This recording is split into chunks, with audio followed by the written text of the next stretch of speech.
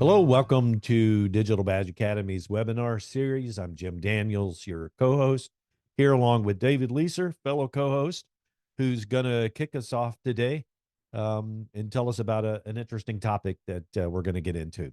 David. So what we're going to talk about today is measuring the impact of your digital badge or digital credentials program and why you should develop something like this in the first place. I think that oftentimes people develop a program as a solution in search of a problem. And going back, Jim, I think to the earliest days when we developed the IBM program, that kind of is where we started. We knew that digital badges had come out. We thought it was a very cool thing, but we didn't really have a use case for them at all. And so we literally had to find a problem to use the solution in.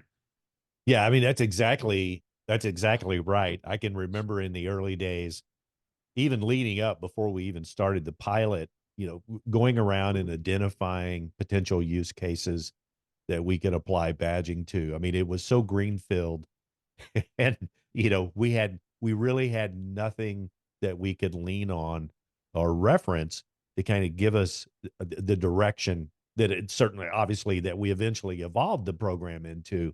But early on it was probably, I hate to say this, almost as much about the vanity of it, having a program, something, I think we thought about this is a great way to motivate people. They'll love earning these credentials. It'll help, drive and, increases in engagement in the different activities. But we didn't in the early days think too far beyond that. I think that was something that we evolved Yeah, into yeah. later on. I remember when we started the program, the only thing that I could think about was, will this increase our social media presence for our programs? Will it start to attract people to these different programs? And I remember that being basically hit over the head with silence when I was on the first call trying to promote the program to some executives at IBM. And I was talking about things like, oh, we're going to have a claim rate of this and some of the basic functions that you get out of badges. It was claim and this and everything else. And there was dead silence on the phone. And I could tell that it didn't resonate with people. Right. And when I got off the phone, I talked to our manager at the time, and I said, I don't think that call went very well, and we're not selling the program. And he said, David, he said, what's the audience listening for? And I said, well, they want to hear about badges. They don't want to hear about badges. Right. They want to hear about their business problem, how you're going to solve the business problem. And I think so that's what we want to talk about right now is, starting out with what is the problem you need to solve? How do the badges do it? And then how do you measure that? Yeah, it's really kind of flipping the conversation. It used to be when I would sit down with a client, for instance, and this is still the typical today, they immediately want to start talking about, okay, what can we badge? What can we badge? And you really have to step back from that, kind of set the badging conversation, the credentialing conversation aside for the moment and kind of dig in. Just like you said, you have to go out there and understand what different parts of the business would be looking for, and think of it in terms of, okay, if we have a badging program, how can it be in service in some compelling way to this part of the business, to the HR business, to L&D, right? To customer success and customer support and on down the line. How can those different functions of the business benefit from something like this? And you have to kind of think about what's their Monday morning problems, a term that you've coined, um, and what they wake up and care about each day, that they walk through the door. So And that totally turned the game around for badges at IBM. Once we did that, it totally skyrocketed because what we did then was we created a table. And the table was very, very simple. And by the way, it's in the Digital Badge Academy content, and it's also in some presentations we've done talking about the program. But the table had multiple columns and multiple rows. And the columns were all the different groups of people that we wanted to talk to. The rows then were who are the different types of people within that group. So for example, support, one of them was marketing. One of them was sales. Another one was, I think, customer success. And then there was, some other different programs. So what does support care about?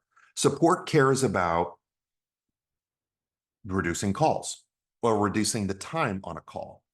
Marketing wanted to know about social media impressions. They want to know how you're going to start building the brand and building the reputation for the company. See, sales wants to increase the number of sales, increase the number of leads, increase the advocacy for their programs. So, once you start to write down what their Monday morning problems are, and then you say, well, who's impacted by that in what way? Well, there's a badge earner, there's a badge issuer, and there's a person who's consumer, which is an employer or somebody else. Once we created that table, those became the objectives for the program. So we want to reduce the number of calls. We want to increase the social media presence. We want to increase the number of leads coming in. These are the objectives we had for the program. It becomes very, very simple once you have that table.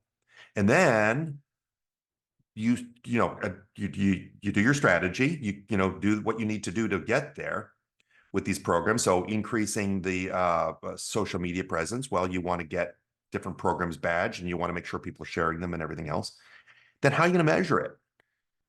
And I think, Jim, what you're showing right now is if you scroll down just a little bit, there are the three things that typically show up that most people stop at, right? When they're going to do their presentation for somebody, they say, well, our claim rate is X, right? Maybe you can talk about these three things, Jim. And Right. this is what you started with, right?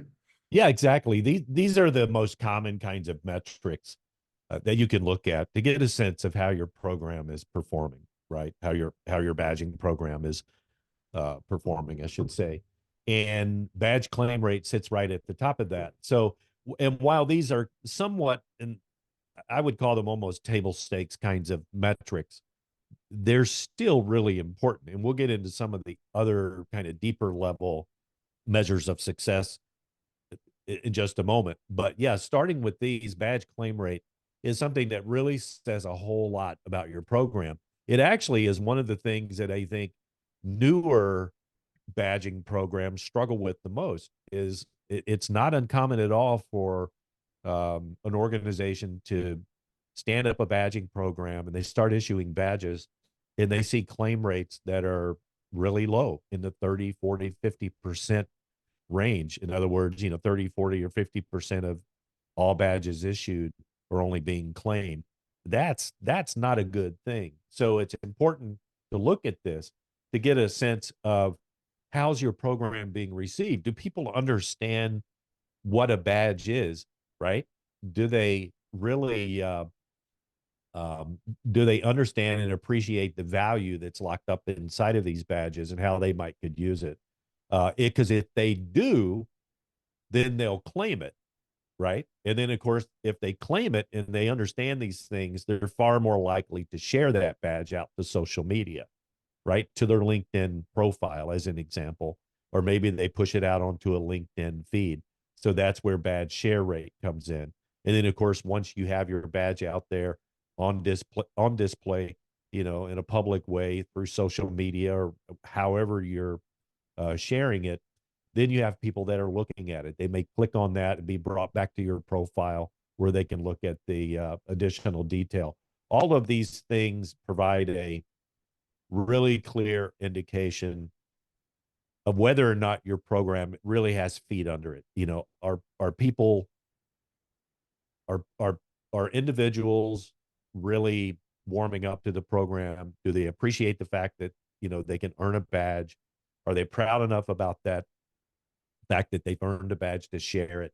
And as it gets shared, is it generating enough interest for people to click on it and learn more, right? And be brought back. So those are probably the three I would call core metrics that are really important as far as looking at measures of success and understanding the performance of your program.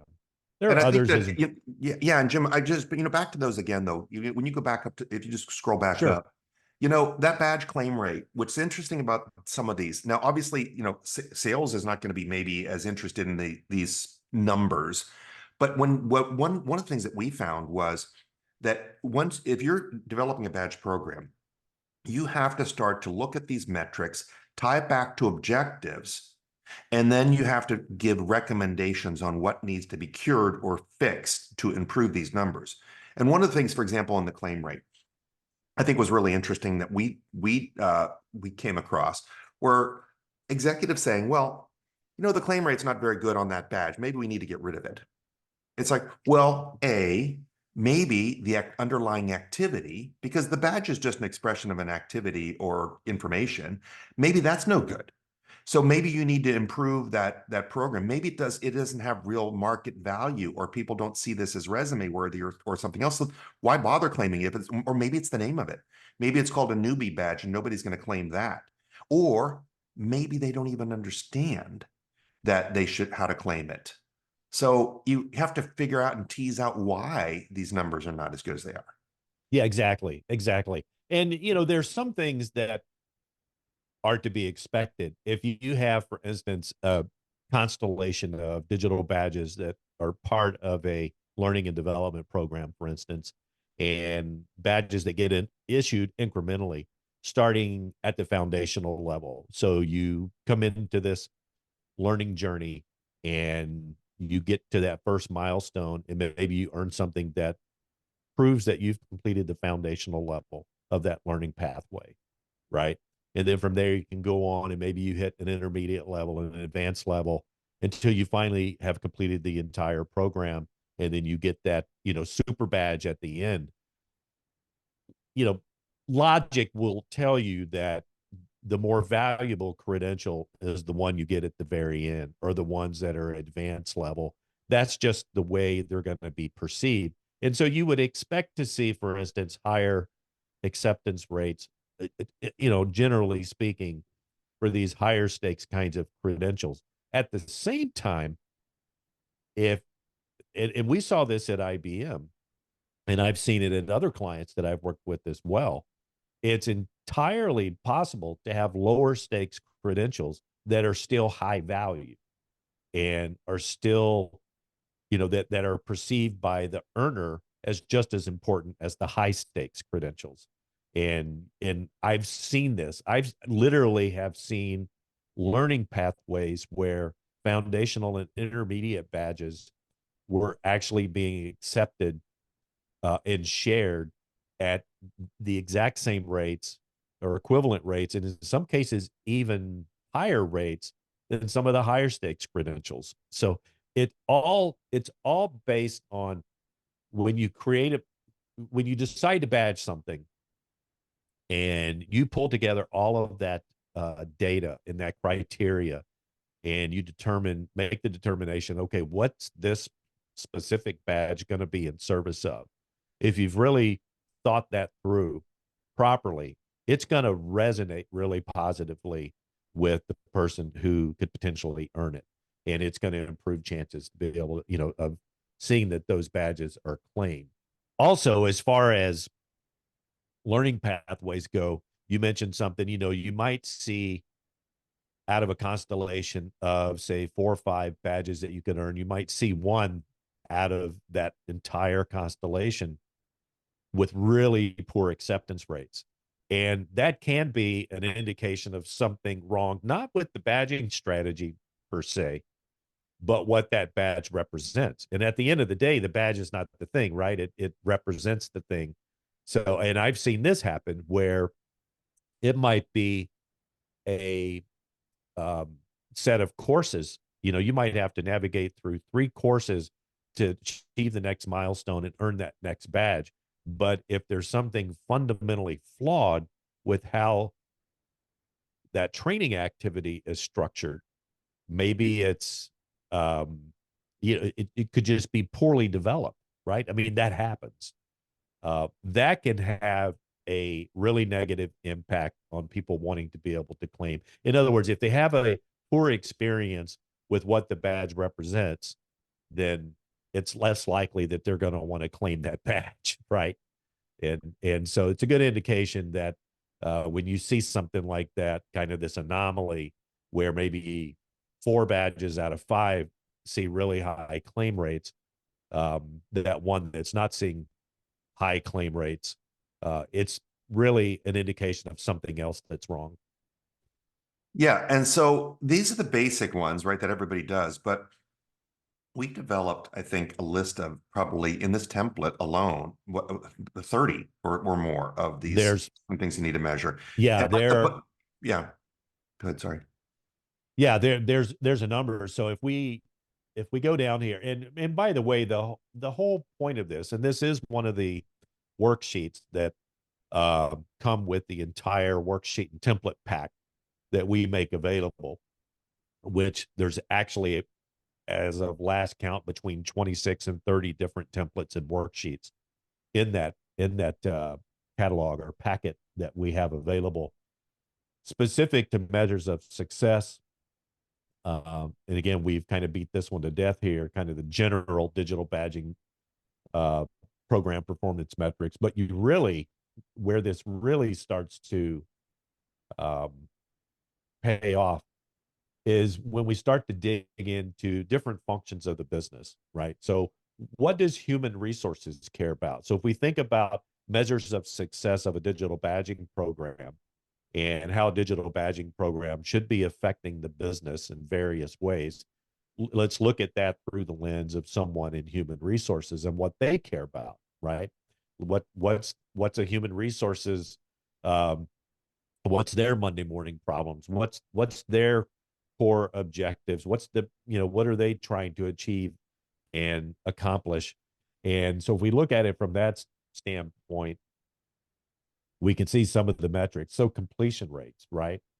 So percentage of individuals who've successfully completed requirements to earn a digital badge. It's a simple metric, but if you're going to have in HR, oftentimes will publish and push out all kind of, a lot of times you have HR and learning and development almost working, um, arm in arm on different initiatives and things of that nature, or it could be compliance training, whatever it might be, right? The badging can provide a really indication of what completion rates look like, because to earn the badge, you have to complete the activity. So if you have an organization of 1,000 people and you need all 1,000 people to get through training, right? And maybe, once you've completed that, you earned the badge. Um, well, if you've only issued 500 badges, half your organization has not completed that activity, right? So it's a simple metric, but it's one that through the badging data can really inform an HR organization. Time to completion. How long is it taking activities to be completed? Oftentimes there are um, metrics, other kinds of metrics that HR organizations will have where they need to launch an initiative and have people cycle through it, by a certain, within a certain amount of time. And so badging can provide a really good indication of how quickly people are getting through that.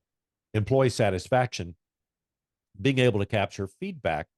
And this was a good one. This was one, and I know you spearheaded this effort, David, a survey at IBM specific to the badging program. And I think there was one of the metrics in there was related to, does the badging make you feel more connected to the organization? Right. Yeah, I mean, from an HR perspective, clearly what you need to do is you need to start to look at what matters to the human resources organization: engagement, employee retention, skills at a certain level, skills that match the company's organizational priorities, skills in the right geography. And so there are a lot of different things you can do with this data to then create heat maps to say, do we have readiness for our organization in these particular subject matter areas, in these product focused areas, or in these geographical areas? Enormous amount of information that you can provide to HR so they can make C-suite decisions on that. But that's exactly right. I mean, we've had plenty of data that show that uh, people that earn digital badges, and this is another thing you can measure in different ways, stay longer in an organization. So Yeah. that's HR. What about some of the other categories? So yeah, and obviously there's a lot of different metrics for HR. But if we go down, let's look at learning and development, right? A real common one. So we have things, skill mastery rate. So if you have learning programs and there's different levels of skill attainment that can be achieved, and you have badging aligned to that to reflect that, it's a great metric that you can mine directly from the badging data that gets, from the badge issuing data, I should say, to understand, how much of your organization is actually mastered this particular area, or for that matter, where are they along that learning curve? If they haven't achieved mastery, are they still at the foundational level, or are they, kind of midway at that intermediate level? All of this is information that can inform the L&D organization through the badging data. I think the learning progression one, the next one, is a really interesting one because what we found was L&D organizations typically prescribe a learning path, and it's typically take course A and then take course B and then do activity C and then you do whatever else is D. And so they have this great learning path. But what we found was that's not how people learn. They'll typically maybe take course A and then maybe they'll do something else. Maybe they'll go out and go to a hackathon, or maybe they'll take an online course, or maybe they'll read something else that's badged. I think that what you'll be able to find is the natural progression people are taking with badges. And this is tremendously important because it'll help you refine your learning paths. It also allows you to market along the learning path to say, you know what, if you've taken course A, most people have done XYZ next. So Exactly. you can reduce your dropouts on that. Yeah. Yeah. Yeah. I mean, and it's not difficult at all to uncover those kinds of trends and patterns from the actual badging data. I mean, it's pretty compelling what you can learn in that respect. What's the There's next other category? What's the next category? See, the next category we have is yeah, let's look at customer success and support, right? I think this is a really great one. I think about the support ticket resolution time. So again, what's the audience listening for?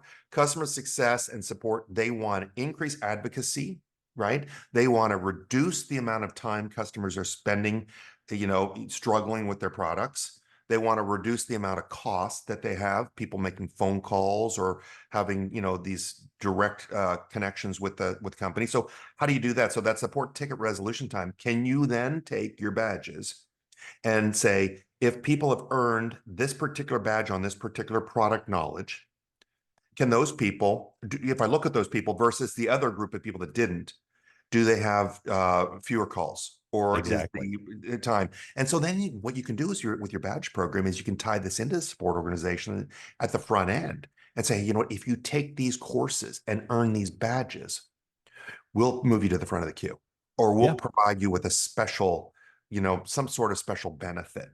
And that way you Right. can start getting people to self-serve. Yeah. Exactly. Exactly.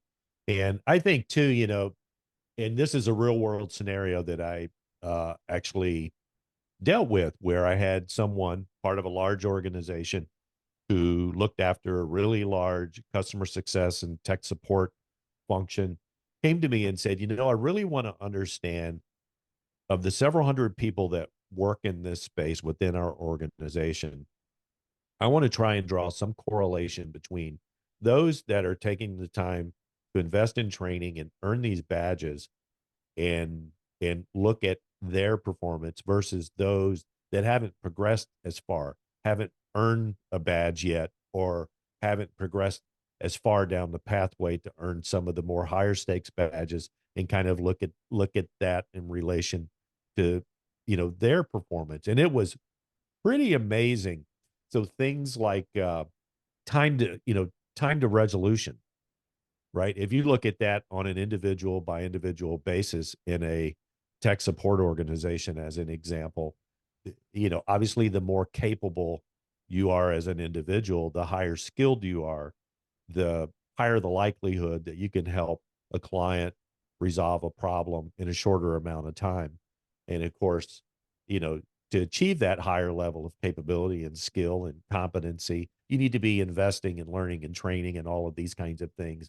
And again, if you have badging wrapped around that kind of an ecosystem, it just makes it exponentially easier to be able to, draw those correlations and be able to infer, what the impact badging, of that badging is having on the performance of that organization. And, someone who's in charge of a large customer success organization, they may be in a given year working against an objective to reduce time to resolution by 10% overall as an average. And how nice it would be to be able to dig into the badging data and match that up with some of the other, staffing demographic data and performance data to understand and say, okay, folks that have invested in this area and earned these credentials are seeing a lot more success in getting tickets resolved faster. So we need to place an emphasis on that with the larger organization so that we can improve that overall metric. That's the kind of thinking that has to go into when you think about a badging program, when you think about measures of success, you have to look at it at that level and understand it, understand how to apply it. And those are the kinds of things that ultimately badging should be in service of. You bring up another thing here, and I think you need to assign dollar values to things too. So the last one on this list here, or is the community metrics one. Here's an example from community metrics for customer success. So a typical call to a help desk costs hundreds of dollars. Let's say it's $300, and that's an industry average in the IT world. It's around 300, 350, right? So Right. you have all these calls coming in. Let's say you have 10 calls coming in to support for the exact same question. You've spent $3,500 or so on just that one single question. Now, what if you put that information into a community and you badge the person who answers it, or there's a question that comes up in a community and a person answers that question, right? You make sure that that person gets rewarded for self-serving and helping the rest of the community. You give them badges.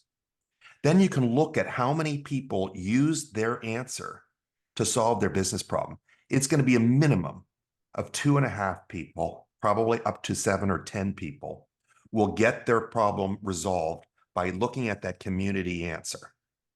Now you have some real dollars to show. Instead of saying it cost me $3,500 for those 10 calls, it cost me $300 because I only had to do it once, or somebody did it once. Maybe it cost you $0 because somebody in the Right. community did it, right? And Right. now all you had to do was badge those people that are participating, and that's how you keep them engaged in the community. Right. And if you can grow that community and get more and more people coming in and contributing in that way, it continues to just, it continues to pay off in spades, really. I mean, it's just it's remarkable. And there are organizations out there that have discovered this, right? The value of wrapping a credentialing strategy around communities and understanding, the metrics that you can peel out of that after the fact. And again, as you pointed out, there's literally money at stake, right? There's cost savings that can be had. Yeah, you have to show it too in your reports. If you're doing quarterly reports or monthly reports on the value or badge program, you can't stop at the claim rate. You have to go down to this level. Marketing, I think the social media impressions. Jim, do you want to talk about what you did with social media impressions? Yeah, it's interesting.